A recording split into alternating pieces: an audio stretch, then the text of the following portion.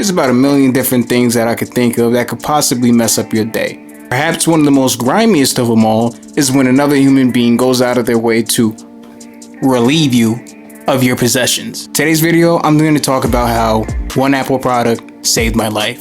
You mean to tell me this particular product saved your life? What, did an iPad save you from falling to your certain doom? Well, not exactly. You know what? Give me a second. Let me explain. My name is Lau. I'm a filmmaker, content creator on YouTube, and you're now watching Extra Long Shorts. Now, today's video, I'll be taking a departure from the normal type of content that I produce here on the channel in favor of doing a story time. So today's story is going to be based upon a recent event, and the story is about how an Apple product saved my life. Hopefully by the time I upload this video, we've already hit 700 subscribers. So thank you to you guys, and go us. And now, back to the story. First things first, exposition.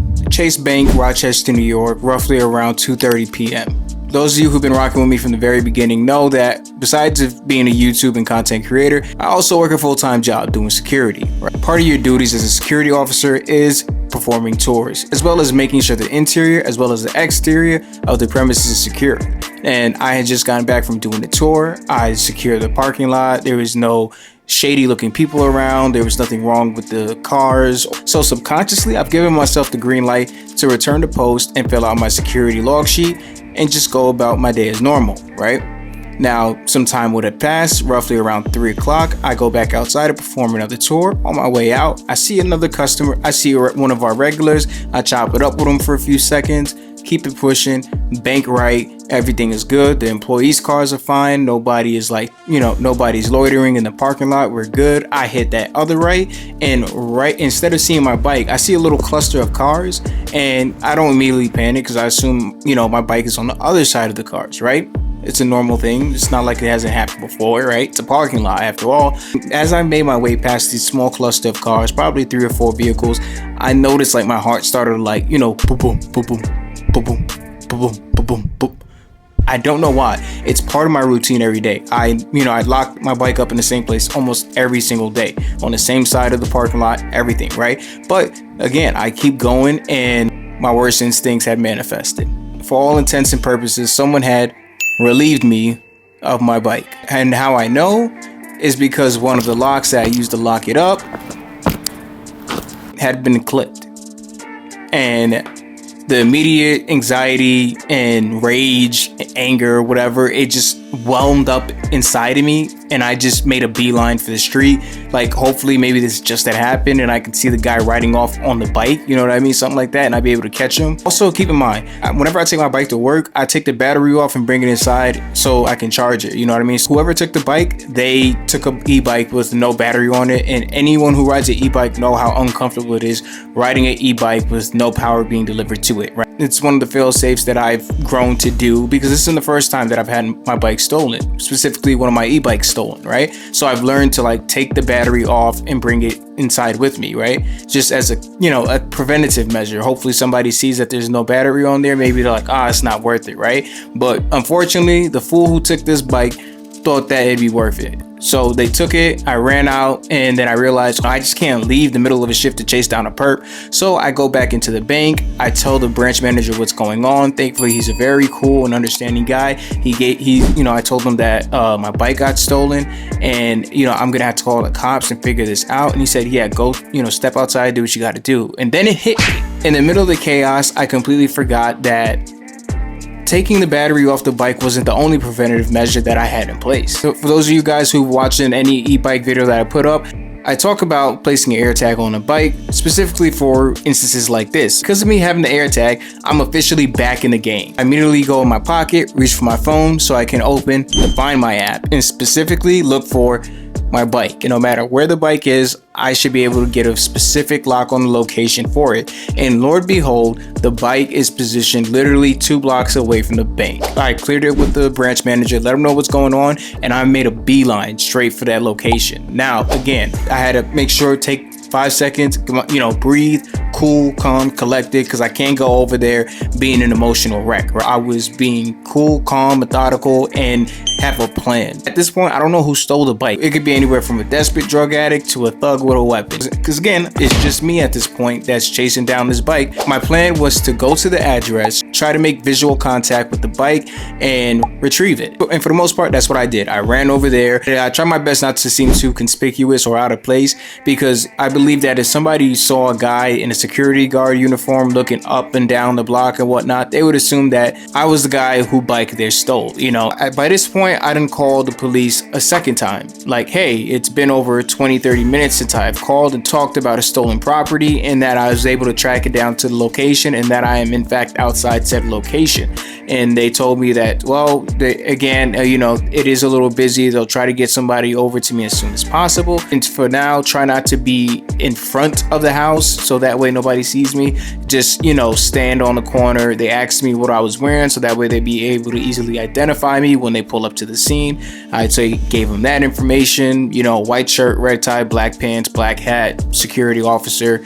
I'd be hard to miss. 10 minutes after the call, I get a notification from the Find My app that the bike moved. And mind you, I've been keeping watch on the property this whole time. I was on the corner of the street, literally like maybe 20 feet away from the house, or I would have seen if someone left through the front door, right? Or even the side door for that matter, right? There's no way you're moving out of there unseen with the bike that big, right? I was flabbergasted. How the hell this person make it past me without me seeing them? I had eyes on the place at all times. Nonetheless, I didn't argue it. I just went again in to see where it did. And lo and behold, it had tracked over to the street over.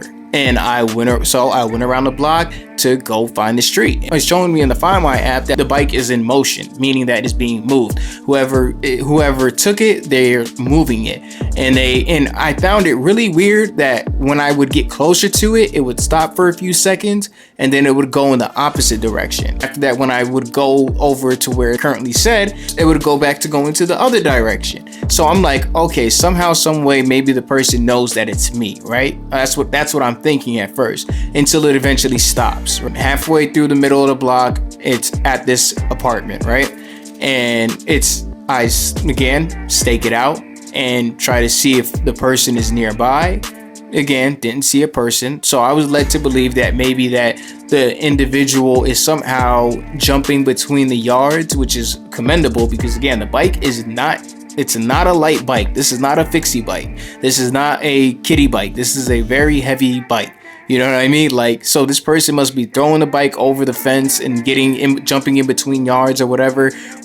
I don't know how. I still was not able to make visual contact with the individual or the bike itself at this point. You guys are probably thinking to yourself, if you found the house where your bike was at initially, why didn't you knock on the door and go in there and get your bike?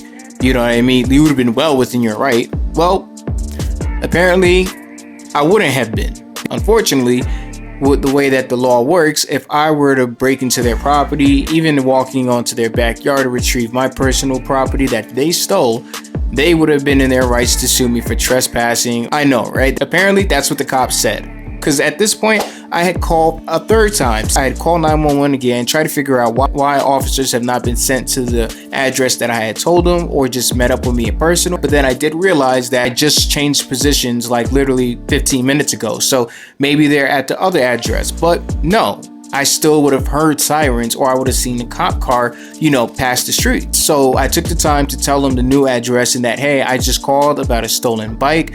I'm currently tracking its whereabouts, and it was at this address for a good 45 minutes, and then it recently jumped over to a new address, and I'm at that address now. I gave them that information, so if there was an officer on their way, they can quickly update them while they're en route with the new address that they need to show up at. I went to go ask what's taking so long. Unfortunately, the dispatcher had to douse me with a bucket of cold reality and let them know that, sir, this is the week of the Puerto Rican Day Festival, and usually there's a lot of calls, a lot of things, there's a lot of people, there's a lot of active situations. Mind you, at this point, I felt like the cops weren't going to be helpful at all, and unfortunately, I started giving up hope and started just getting into the mindset of just saying, F it and just like, you know what I mean, like bang on the door and demand my property back. But the thing is that they could easily say that I don't know what you're talking about. And again, if I'm not able to visually see the bike, they're not gonna let me in. I don't have any grounds. Even if I say, hey, my bike, I have a tracker on it, I tracked it to this location, they could say, oh, I don't know nothing about that, and I don't know you, so I'm not letting you on my property. They very well could play that game, and unfortunately they would be well within their rights. I would just unfortunately have to wait until an officer is able to make their way on the scene and kind of like, mediate the situation that takes place.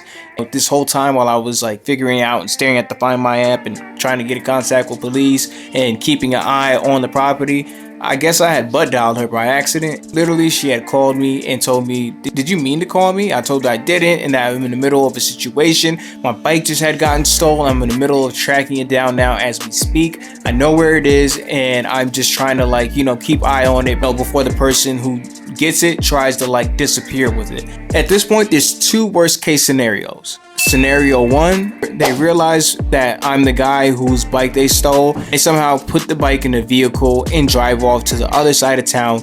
And then now the bike is much further away than what it was when we first started this situation. Scenario two, they locate the AirTag. This whole plan is contingent on me being able to properly identify exactly where the bike is. And if they're able to uncover where the AirTag is, then this whole plan goes up in smoke. We can either A, smash it to a billion pieces, or B, we can throw it inside the number 14 bus and then send them on a wild goose chase. They very well could have done that. And that's why I was really nervous about the police taking their sweet time getting there. It was truly, for all intents and purposes, a race against time. Because for some reason, whoever took the bike, they didn't think to have the wherewithal to pat the bike down and make sure it didn't have any form of tracking or GPS that was enabled, whether it be in the form of an AirTag or internals that would allow a person to track the bike through an app. Thank God the perpetrator who stole my bike has the IQ of a doorknob. I was able to safely keep track of the whereabouts. But little did I know, salvation would arrive. Moving back and forth, I'm pacing, anxiety, I'm full of anxiety. I'm feeling powerlessness, helplessness. And as a man, the feeling just doesn't sit right with me. The call that I would get next didn't help the situation at all either. 2 minutes later, Shanice calls me and she says, hey, I'm outside the house where the AirTag says the bike is, and I see some kids sitting on a porch and they're wearing bandanas. One of them's got a tank top, and regardless of the age, that's thug attire. So when you hear that a group of kids who are wearing that type of clothing are hanging out on the porch of the house where my stolen property is located, that doesn't necessarily inspire confidence. She was able to keep eye on them and just survey them from a distance. I go outside, I can see the block on which the bike is located. She tells me that the guys are walking down the street. I don't know where they went, but they just left. Two of them went. I went down on a corner to see. Hopefully I can get eyes on the guys that she told me about, and I was able to visually make contact with them. So now I know what they look like. Not too much, but I got a general idea what they look like. Looked like they were walking to the store and they were walking back, right?